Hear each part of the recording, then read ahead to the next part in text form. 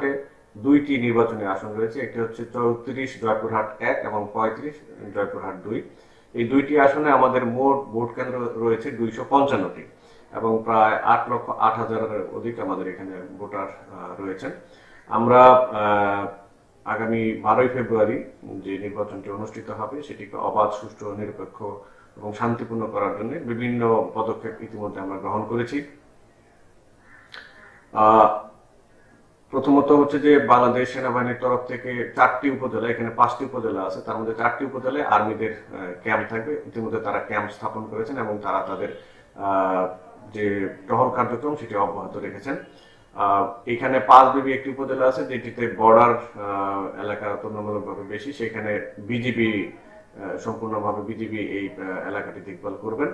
আমরা এখানে জেলায় বিভিন্ন আইন শৃঙ্খলা বাহিনীকে নিয়ে একটি সভা হয়ে থাকে যেটি কোর কমিটি সভা নামে পরিচিত। আমরা এই কোর কমিটি সভার মাধ্যমে নিয়মিতভাবে আমাদের আইন শৃঙ্খলা পরিস্থিতি মনিটরিং করছি এবং আমাদের মধ্যে একটি ভালো সমন্বয় আছে। আমরা আশা করছি যে আমাদের এই সমন্বয়ের মাধ্যমে আমরা একটি সুষ্ঠু এবং অবাধ নিরপেক্ষ নির্বাচন অনুষ্ঠান আয়োজন করতে পারবো। তাছাড়াও আমরা পুলিশের মাধ্যমে আমরা বিভিন্ন জায়গায় চেকপোস্ট বসিয়েছি, যেখানে অবৈধ যানবাহন যেগুলো আছে সেগুলোকে আমরা তাদের বিরুদ্ধে প্রয়োজনীয় ব্যবস্থা গ্রহণ করছি।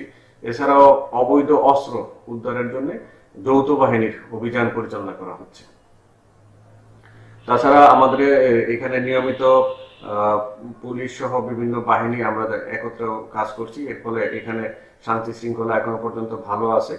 আমরা এই পর্যন্ত আমাদের 2 জন ম্যাজিস্ট্রেটকে আমরা এখানে এক্সিকিউটিভ ম্যাজিস্ট্রেটকে নিয়োগ করেছি যারা নির্বাচনী আচরণ বিধিমালা প্রতিপালন সংক্রান্ত কাজ করছেন। তাছাড়া 2 জন জুডিশিয়াল ম্যাজিস্ট্রেট তারা ইলেকট্রাল ইনকোয়ারি কমিটিতে কাজ করছেন।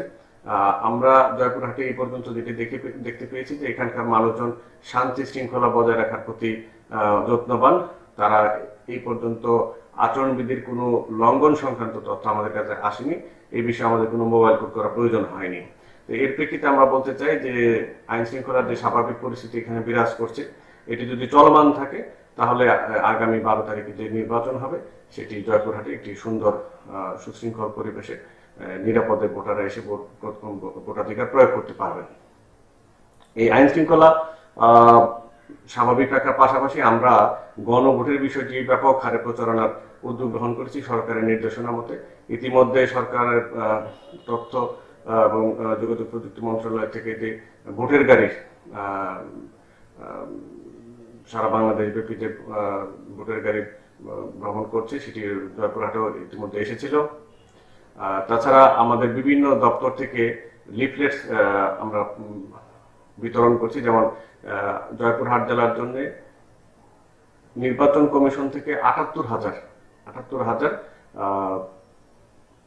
লিফলেট আমরা পেয়েছি, সেগুলো আমরা সরকারের বিভিন্ন দপ্তরে দিয়েছি।